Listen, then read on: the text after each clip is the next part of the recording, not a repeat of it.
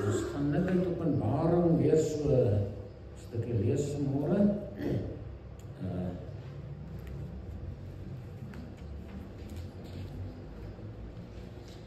Openbaring hoofstuk 4 en 5, dis kort hoofstukke, maar ons lees hom albei saam, as dit een is.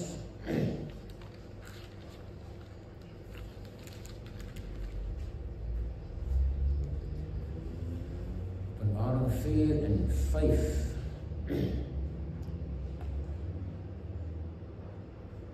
Dis die dinge wat in Johannes, Openbaring 1 vers 19 geskryf word, wat Johannes sê, of die engel sê, die dinge wat jy gesien het, die dinge wat is die dinge wat is. Nadat kom die dinge wat kom.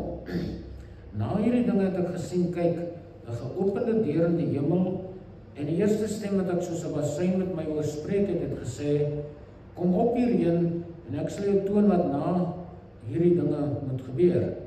En dadelik was ek in die gees, en kyk, daar staan 'n troon in die hemel, en een sit op die troon.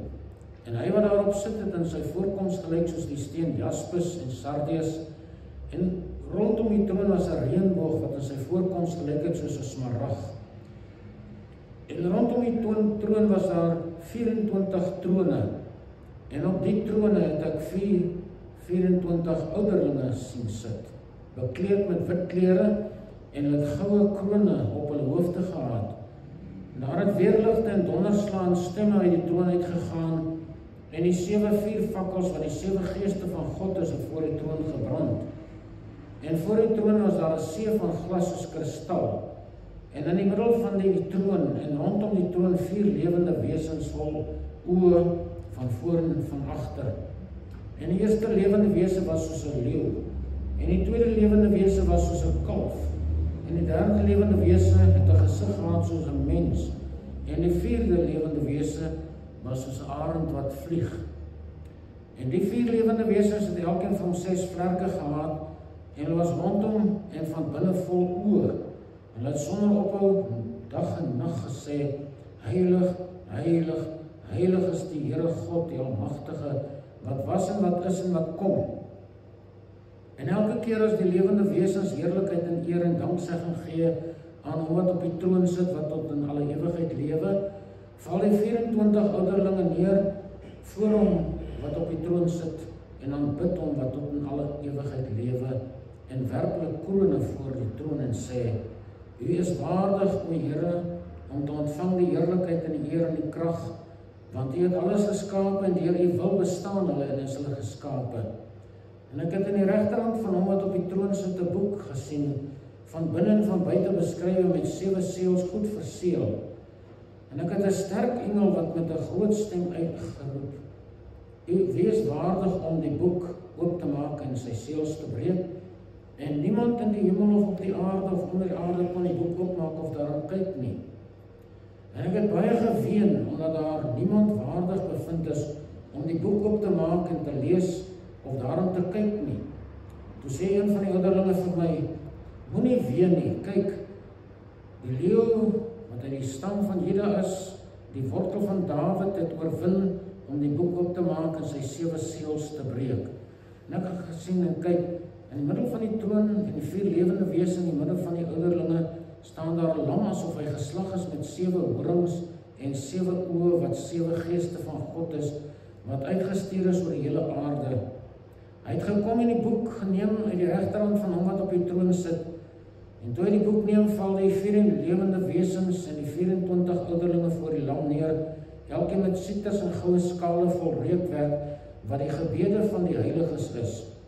Toe sing hulle 'n nuwe lied en sê, U is waardig om die boek te neem en sy seels op te maak, want U is geslag en het ons vir God met U bloed gekoop uit elke stam en taal en volk en nasie. En het ons konings en priesters vir ons God gemaak, en ons sal as konings op die aarde heers. Toe sien ek en ek hoor 'n stem van baie engele rondom die troon van die lewende wesens en die ouderlinge, en hulle getal was 10.000 van 10.000 en duisende van duisende. En met 'n groot stem het hulle gesê, die lam wat geslag is waardig om te ontvang die krag en die rykdom en wysheid en sterkte en eer en heerlikheid en lof. En elke skepsel wat in die hemel en op die aarde en onder die aarde en wat op die see is, en alles wat in hulle is, het ek oor sê, aan hom wat op die troon sit, en aan die lam, kom toe die lof, en die eer, en die heerlikheid, en die krag, tot in alle ewigheid. En die 4 lewende wesens het gesê, Amen. En die 24 ouderlinge het neergeval en hom aanbid, wat lewe tot in alle ewigheid. En tot sover. Wat 'n gesig om te sien. Wat sal 'n mens maak as jy so iets sien? Ons gaan nou 'n bietjie kyk na hierdie dinge in die hemel. Die gerubs en so meer. Is dalk 'n bietjie groot.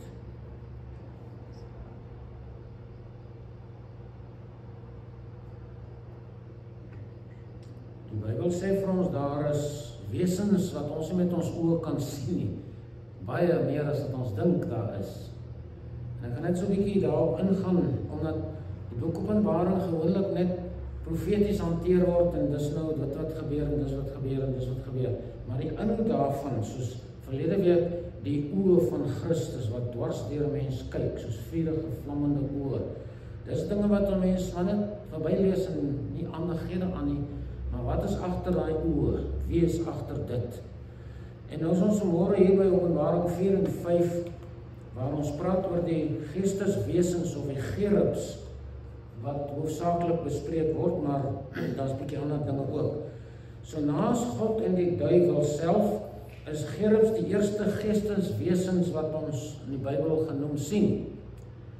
Daar in die tuin van Eden, toe Adam en Eva gesondig het, en as hulle nou uitgedryf word, en hulle kom terug, en hulle eet van die volgende boom se vrug, die boom van die lewe, het hulle in sonde gelewe vir alle ewigheid. En almal wat hulle gebore geword het, sou dan vir ewig verlore wees. Maar toe sê God hierdie wonderlike woorde, so het hy dan die mens weggedrywe, en gerubs aan die ooste kant van die tuin van Eden laat woon, met die swaard wat vlam en flikker om die toegang tot die boom van die lewe te bewaak. As iemand van die boom geëet het, was daar groot probleme. Die boom van die kennis van goed en kwaad is die ander boom wat daar was, ons weet dit nou.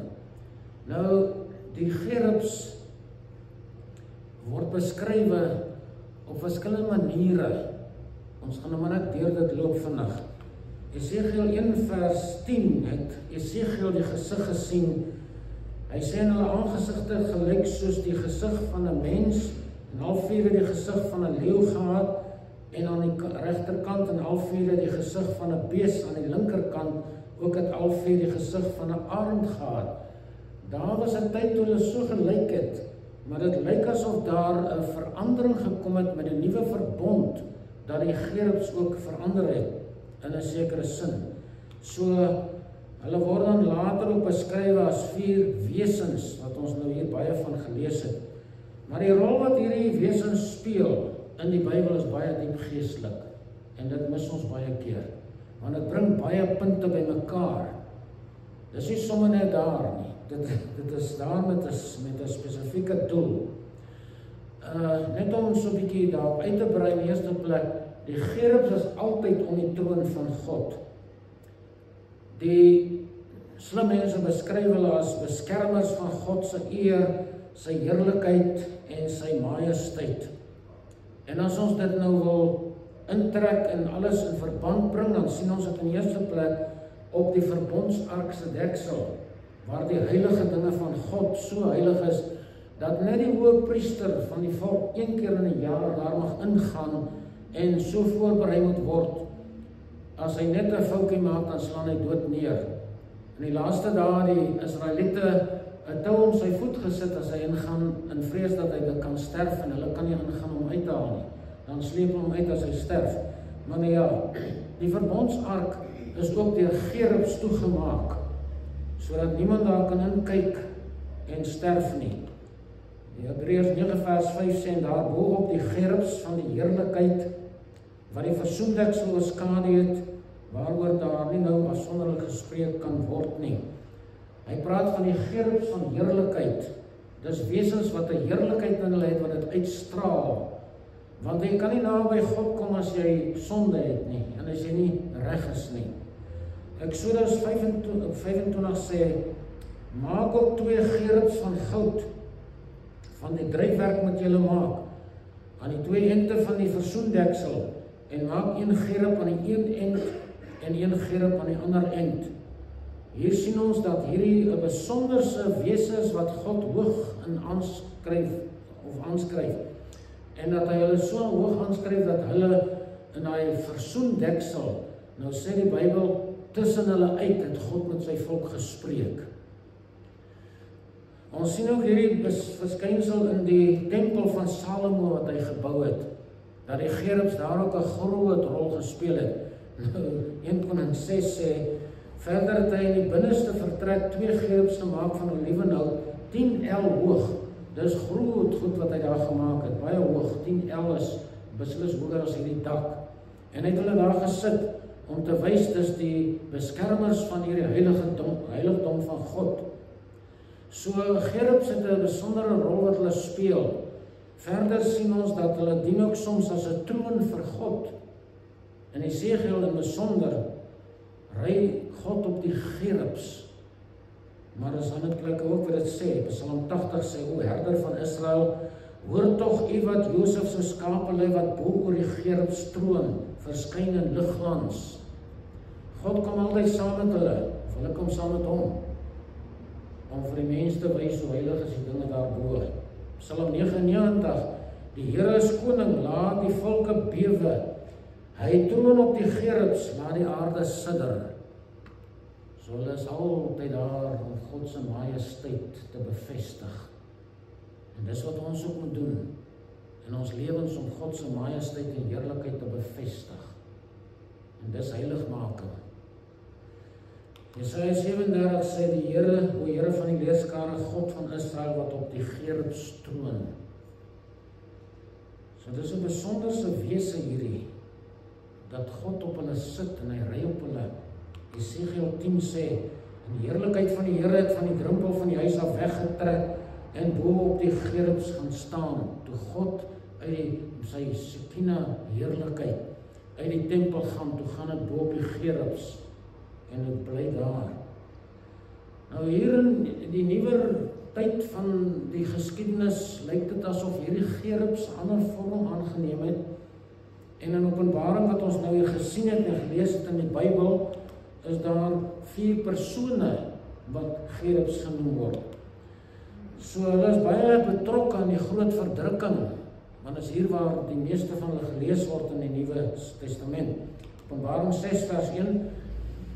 En ek het gesien toe die lam een van die seels oopmaak, en een van die 4 lewende wesens hoor sê soos die geluid van 'n donderslag, kom kyk. Openbaring 7. Na hierdie ding het ek gesien en kyk, daar was groot menigte wat niemand kon tel nie, uit alle nasies en stamme en volke en tale. Hulle het gestaan voor die troon en voor die lam, bekleed met wit klere en met palmtakke in hulle hande, en al die engele het rondom die troon en die ouderlinge en die 4 lewende wesens gestaan, en hulle het voor die troon op hulle aangesig neergeval en God aanbid. Jy kry nie 'n plek in die Bybel waar hulle nie daar is by God nie, en hulle iets te doen het met God se program nie. Openbaring 15, en een van die 4 lewende wesens het aan die 7 engele 7 goue skale gegee, vol van die grimmigheid van God wat leef tot in alle ewigheid. So, die engele word beskryf as diensknegte. Nou ja, ons gaan nie vanmôre baie daarop uitbring, maar wat is die verborgenheid van hierdie 4 lewende wesens? Hoekom wil 'n mens daaroor preek? Wat sê hulle vir ons? Daar's 'n verborgenheid in hulle wese, wat hulle ronddra en wat hulle uitstraal, wat baie min mense raak sien. En dit bring ons nou weer nader aan 'n ander deel van die Bybel wat ongelooflik belangrik is, die evangelies. As ons na hierdie wesens kyk, dan sien ons die evangelie boodskap is in hulle verborge of opgeneem of skuil daarin. Ons weet nie hoe dit te stel nie. En dit maak hierdie wesens onmisbaar in die hemel, want hulle vertoon die evangeliebeeld van al 4 evangelies. So die 4 evangelies is lewend in hierdie wesens. En ek wil dit net verduidelik sodat ons nou kan sien as jy die evangelie lees, wat 'n wonderlike boodskap gee God vir ons daaruit. So die eerste wese het 'n aangesig van 'n leeu. Ons het hier in Openbaring 5 vers 5 gelees, dat die ouderling sê vir Johannes, dis die leeu uit die stam van Juda. Maar toe kom daar 'n skaap, 'n lam. Maar hierdie leeu, die aangesig van die leeu, verteenwoordig 'n evangelie. En die wese van Jesus is in die evangelie. Hy is die leeu uit die stam van Juda. En die evangelie wat ons daar bekend maak, is die evangelie van Matteus. Matteus beskryf Jesus as die leeu uit die stam van Juda. En wat is die leeu? Die leeu is 'n koning. So in hierdie evangelie is Jesus voorgestel as die koning en die heerser. Dis wat Matteus vir ons wil tuisbring. Matteus is spesifiek vir die Jode geskrywe, en al hierdie dinge moet ons mense in verband hou as jy die woord lees, as die evangelie bestudeer. Die evangelie stel Jesus voor as die leeu in die stam van Juda, en sy geslagsregister wys dit vir ons as die seun van Dawid. Hy is die koninklike geslag, die leeu in die stam van Juda. Maar die evangelie het 'n besonderse boodskap. Almal kan dit lees en is vir almal bedoel, maar daar is sekere dinge wat ons nie altyd verstaan as ons nie die konteks van hierdie dinge verstaan en weet nie. Byvoorbeeld Matteus 24 vers 14. Die mense lees hierdie evangelie verkeerd. Hy sê daar in hierdie evangelie is Jesus. Hierdie evangelie moet verkondig word aan die ganse mensdom tot 'n getuienis van die nasie en dan sal die einde kom. Die evangelie van die koninkryk, die koningsevangelie. Nou sê hulle, Jesus gaan kom as die evangelie in die hele wêreld verkondig is. Dan sal hy nooit kom nie. En daar's lande wat die Bybel verbied. Jy mag nie daar inkom en praat oor die Bybel nie. Noord-Korea, Albanië, baie lande. Dit raak al meer toe. So wanneer gaan die evangelie nou verkondig word? Hierdie evangelie van die koninkryk sê hy Matteus 24 vers 14. Dis die evangelie van die koning, van Jesus wat gaan kom en vir 1000 jaar sy koninkryk op die aarde gaan kom vestig en hy gaan in die tempel sit as koning. Dit gaan 'n getuienis wees sy tweede plek vir al die nasies. Al die nasies gaan weet daar's die koning nou in Jerusalem. Hulle gaan jaarliks soontoe om te offer en so meer. Hy sê en dan sal die einde kom. Die einde kom nie met die wegraping of wederkoms nie, die einde kom na 1000 jaar van vrede. Dan sal die einde kom. En daai 1000 jaar is dit die koninkryk van Jesus Christus op aarde. Dis die evangelie van die koninkryk. So moet nie net verkeerd verstaan nie. Mense moet hierdie goed weet sodat jy kan reg lees. Maar baie mense sit en wag, wanneer gaan die evangelie nou oor die hele aarde verkondig word, want dit is 'n teken van die tyd, wat nie waar is nie. Dit is geen teken van die tyd nie. Ons moet die evangelie verkondig. Goed, dis die aangesig van die leeu. Dan die aangesig van die bees, of die kalf. Hierdie gesig, hierdie wese, met sy inhoud, verteenwoordig die evangelie van Markus. In Markus word Jesus as die seun van Abraham voorgestel. En die dienstne gestalte van Jesus kom in die evangelie van Markus na vore.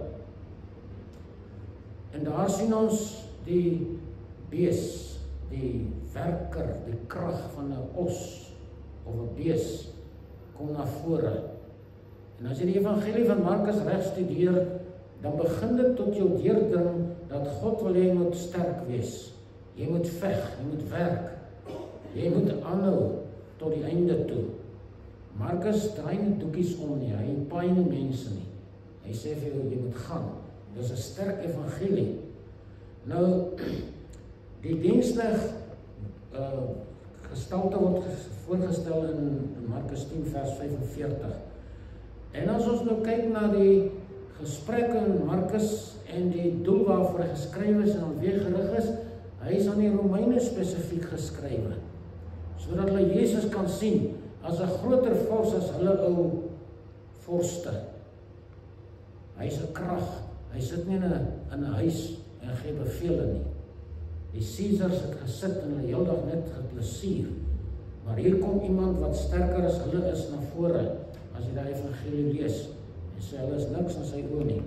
Die volgende evangelie, of aangesig is die van 'n mens, en die evangelie van Lukas word hierin verteenwoordig of uitgespel. 26 keer word Jesus genoem die seun van die mens.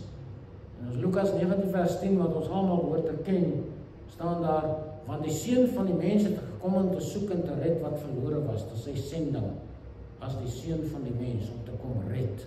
Hy moes self 'n mens word. Hy moes self in ons skoene staan. Hy moes self in ons gelyk word. Hy moes self deurgaan wat ons deurgaan, om daardie wonderlike rol te vervul as die seun van die mens. Hy is ook die seun van God. Hierdie evangelie is aan almal geskrywe sodat almal kan verstaan en almal gered kan word. Dis die evangelie van redding. Die seun van die mens het gekom om te soek en te red wat verlore was. So Lukas 19 vers 10, daarby sy gees. So in hom kom God en mens bymekaar. Hier kom die seun van God en hy word die seun van die mens gelyktydig. Dit is die wonders van hierdie 4 wesens wat in die hemel hierdie beeld uitstraal, elkeen op 'n afsonderlike manier, om vir ons 'n boodskap te bring. Alles is saamgevat. Alles is by die troon van God saamgevat en in die troon van God. Die ander wese is die aangesig van 'n arend. Ons weet, hy verteenwoordig die evangelie van Johannes. En die arend is die koning van die lig.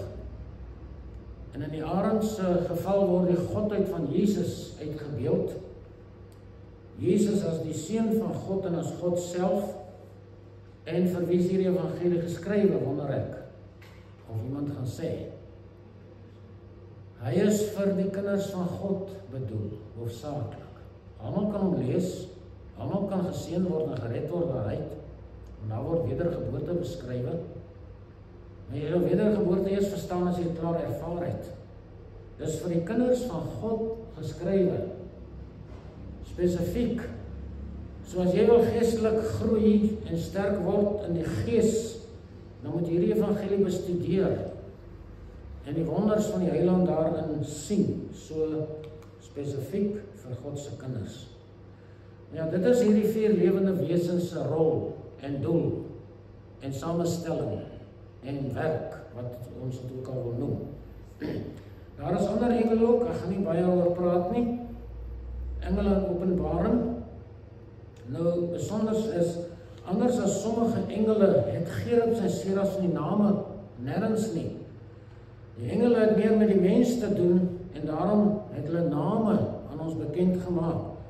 Hebreërs 1 vers 14 vra die vraag, as hy Jesus die heerlikheid beskryf in die res van die hoofstuk, dan kom hy by die engele en hy sê, hy vra, is hulle nie almal dienende geeste wat uitgestuur word vir diens ter wille van hulle wat die saligheid sal beerwe nie? Die engele is ons diensknegte, en daarom het hulle name, dat ons met hulle kan kommunikeer as ons eendag daarbo kom, nie nou nie.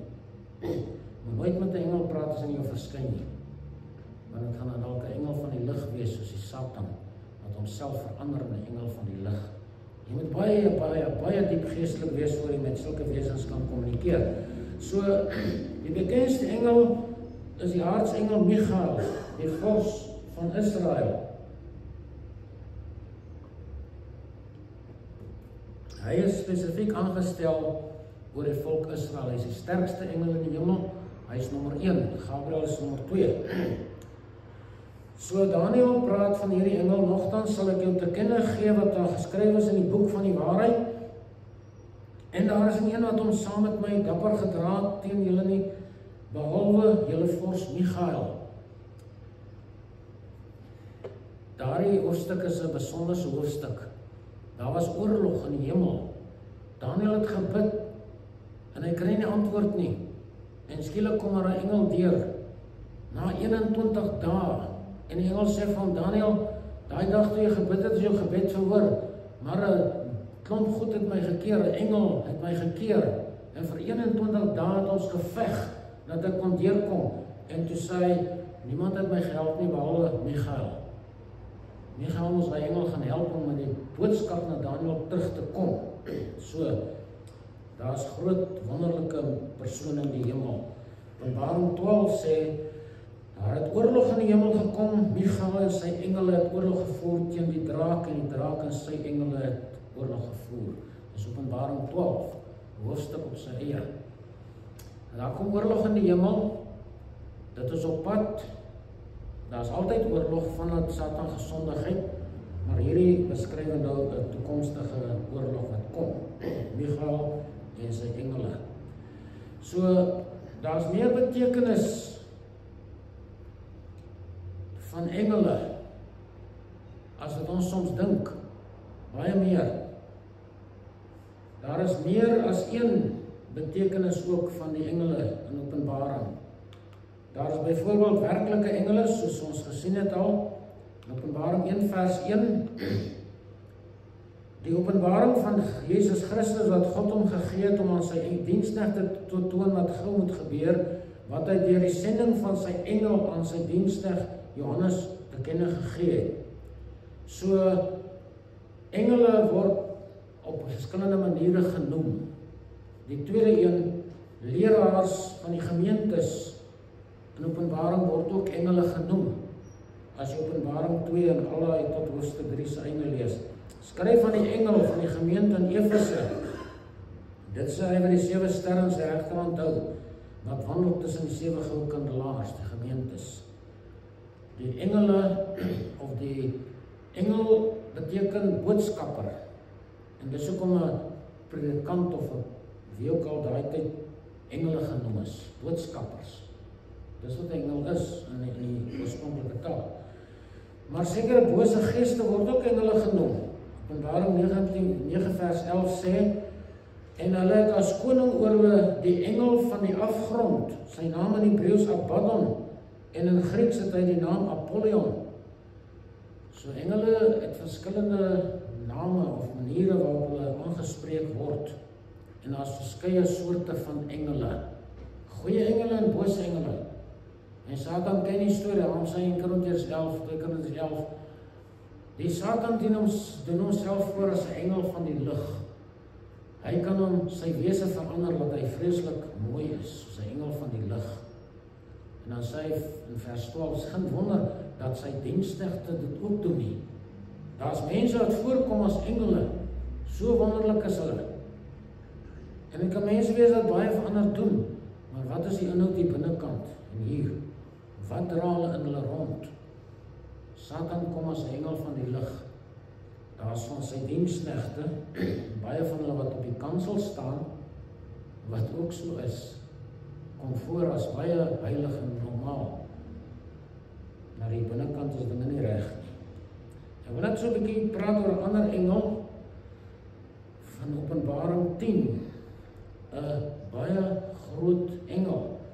Hy sê, en ek het 'n ander sterk engel uit die hemel sien neerdal, bekleed met 'n wolk, en 'n reënboog was oor sy hoof, en sy aangesig was soos die son, en sy voete soos pilare van vuur, en in sy hand het hy 'n geopende boekie gehad, en hy het sy regtervoet op die see gesit en sy linkervoet op die land, en hy het met 'n groot stem uitgeroep soos 'n leeu wat brul, en toe hy uitgeroep het die 7 donderslae hulle stemme laat hoor.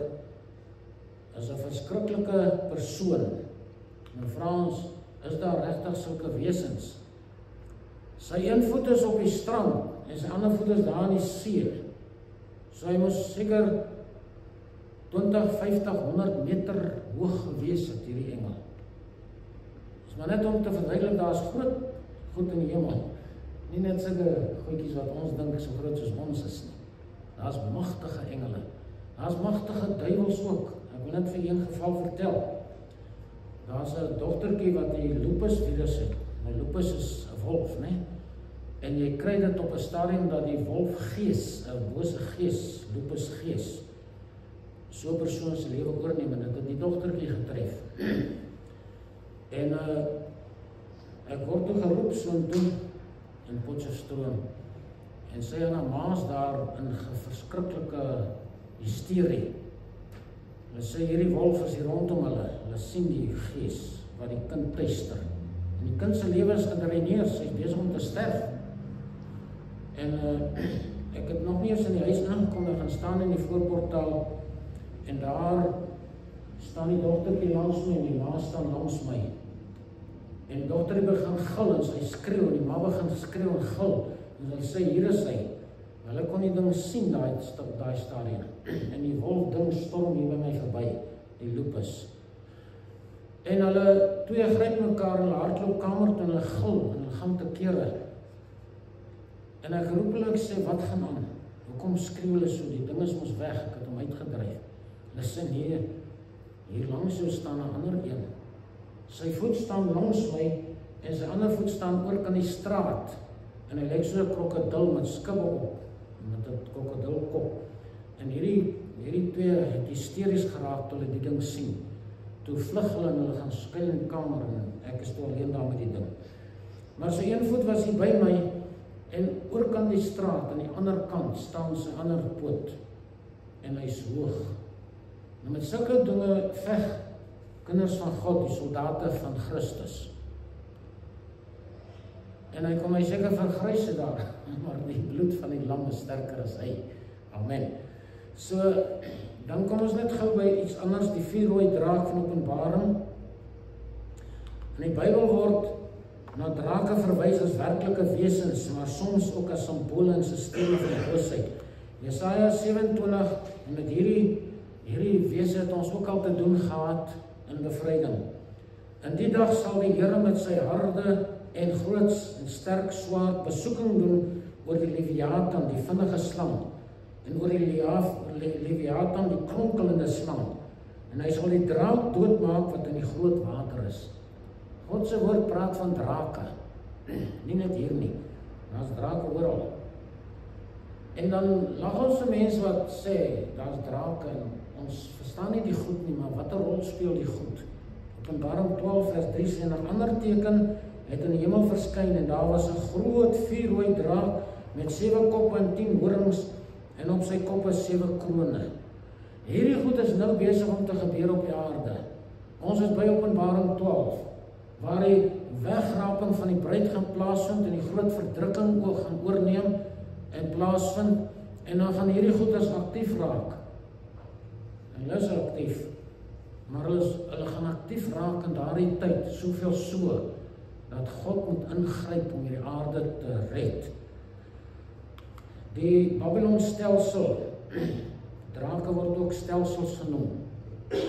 En waarom 17, ek gaan nie baie daarop uitbrei nie, maar en een van die 7 engele met my gespreek en gesê, kom hierheen, ek sal jou toon die oordeel van die groot hoer wat op die baie water sit, met wie die konings van die aarde gehoreer het, en die bewoners van die aarde het dronk geword van die wyn van haar hoerery, en hy het my in die gees weggevoer na die woestyn, en ek het 'n vrou gesien sit op 'n skarlakenrooi dier, vol godslasterlike name met 7 koppe en 10 horings. Nou weet ons, daai 7 koppe is 7 berge, en die stad Rome is op 7 berge gebou, en hier is nou die stelsel van Babylon, wat hier aan die einde verwoes gaan word, wanneer daar sprake kom.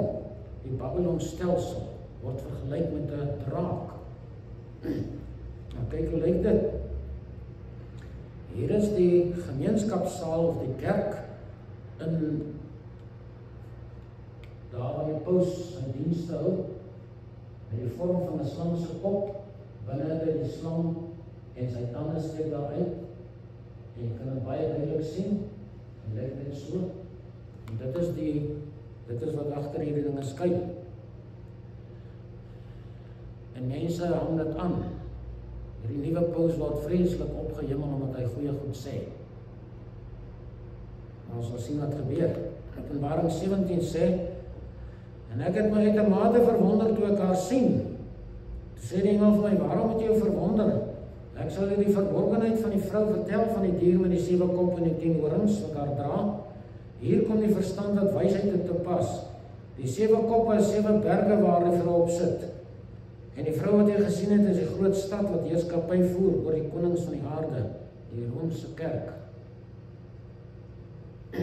Die Romeinse stelsel, die Romeinse kerk, is 'n regering op sy eie. Die kleinste staat op die aarde, met die grootste mag op die aarde. En dis die vrou wat jy sien het, is die groot stad wat heerskappy voer. Dis die Romeinse kerk. Mens kan dit nie anders sien as jy die Bybel lees nie, maar gaan lees dit maar en sien die verduideliking daarvan. Ek het net 'n paar grepe hier uitgehaal. Want dit is maar interessant om te weet dat die Bybel bring dinge by mekaar hoort, soos die 4 evangelies. Dit gaan eintlik daarom dat 'n mens hierdie dinge moet weet om te verstaan wat jy lees. Daar in Handelinge ry 'n ou op die wa. Filippus kom by hom en hy sê, "Wat doen jy?" Hy sê, "Ek lees, maar ek verstaan nie wat ek lees nie." En toe stuur God vir Filippus om te verduidelik, wat lees hierdie ou? Ek dink hy het Jesaja gelees.